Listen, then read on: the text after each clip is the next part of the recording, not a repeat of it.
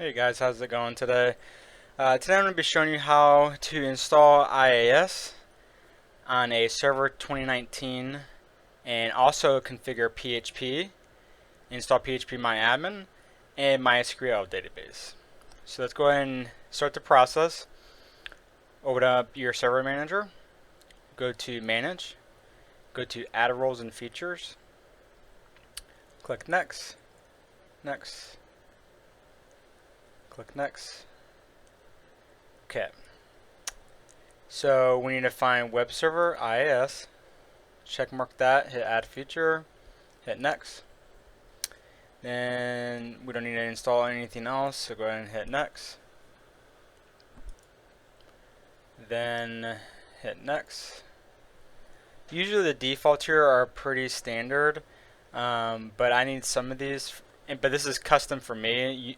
The defaults are probably good for you, but I'm checking basic authentication because I know I need that.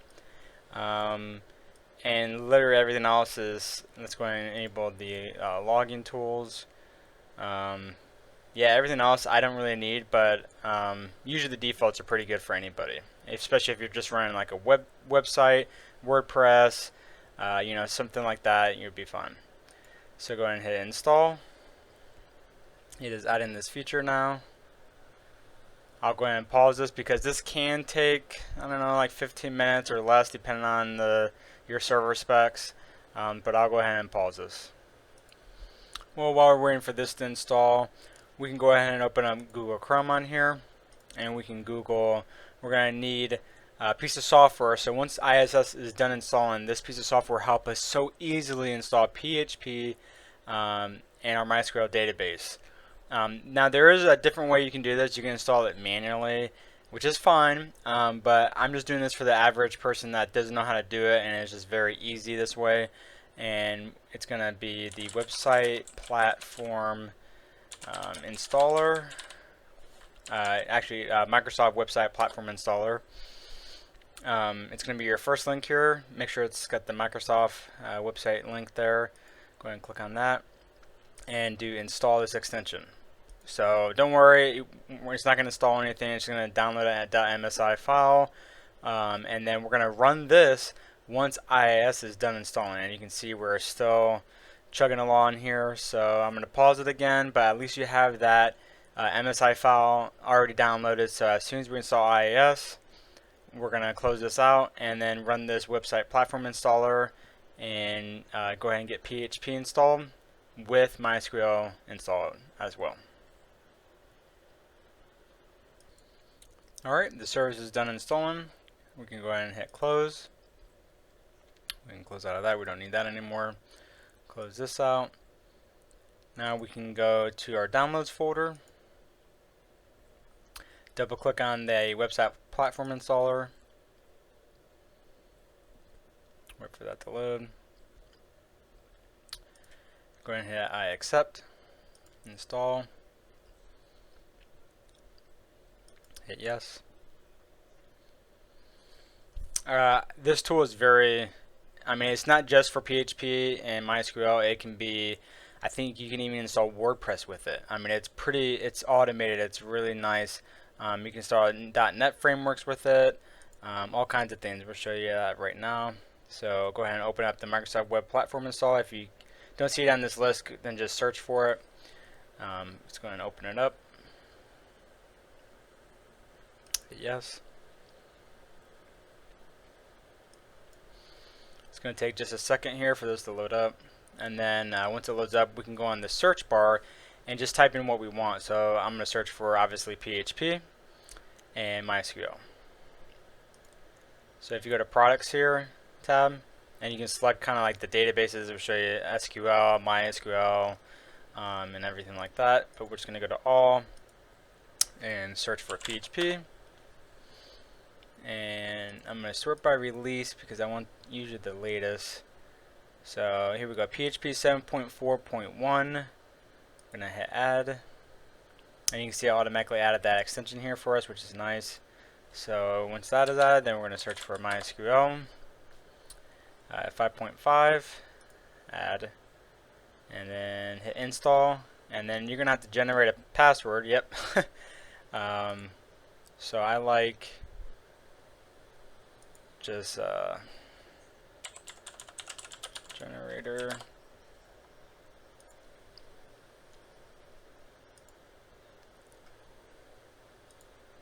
Should be enough.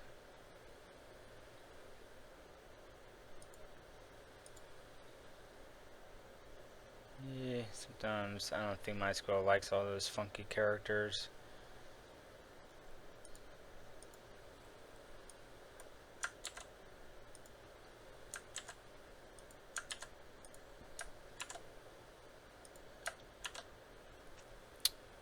And then hit continue. Then this is just showing you what's going to be installed. Hit I accept. And it's as simple as that. Now it's reaching out to those third-party websites, grabbing those packages, downloading them, and then it's going to start the install process and then automatically configure IIS for those packages. And like I said, if you weren't using this, you could do it yourself, but like I said, it is very time consuming and there's a lot more steps to it. This is so easy. You install the program, select what features and packages you want, hit install. I mean, it's so basic. Anyone can do this. So while this is downloading and installing, this is going to take a little bit. I'm going to pause here. Alright, while this is still downloading, we're going to start doing something while that's going. Let's go ahead and open up Google Chrome again. And we're going to install PHPmyadmin. So it's just web files. So literally Google PHPmyadmin. We're going to download the latest version here. You should donate. It's a good open source project. So once it's done downloading, I'm going to open it up here and extract the files. Alright, it's done downloading. Showing folder. I'm going to extract all these files.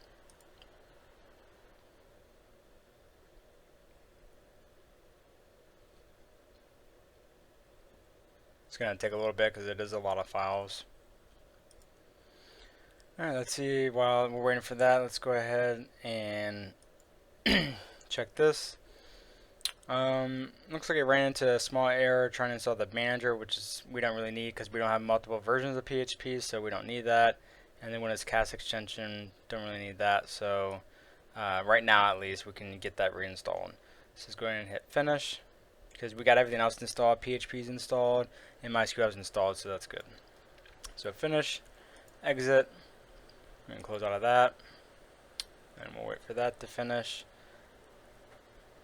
In the meantime, we can go ahead and open up Google Chrome again, and we should be able to type localhost, and you can see IIS is installed. That gives you a good indicator that everything's good.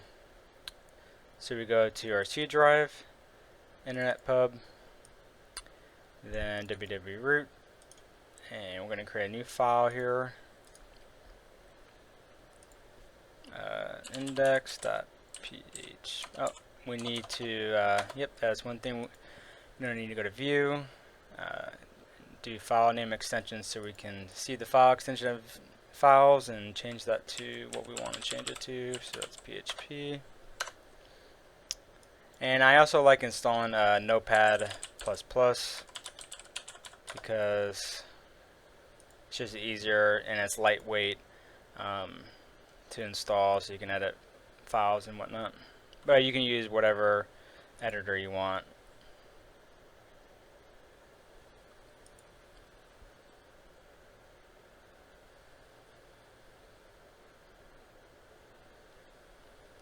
Wait for that to pop up here. Yes. Minimize. I mean, you could be using just the Notepad editor, but I'm just going to use this right now. Finish. Close. And we're going to right click and edit. Here we go. Alright, so we're going to do, to make sure we have PHP installed correctly, we're going to do PHP and then info. Oh wait, I'm sorry, it's actually PHP info, I believe. And save. We're going to move this file into here, this directory. And then we should be able to access this by doing /index.php.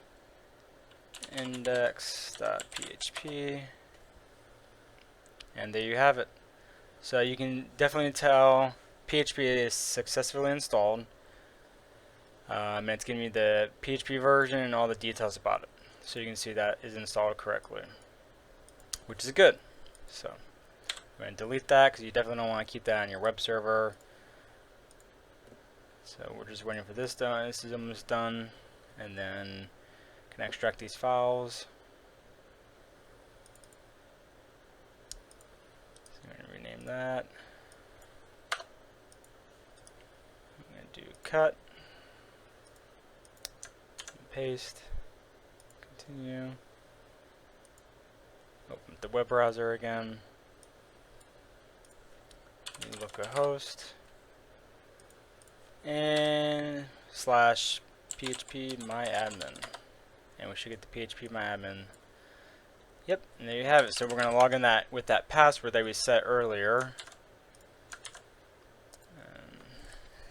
And if we get logged in, we know our SQL database is running.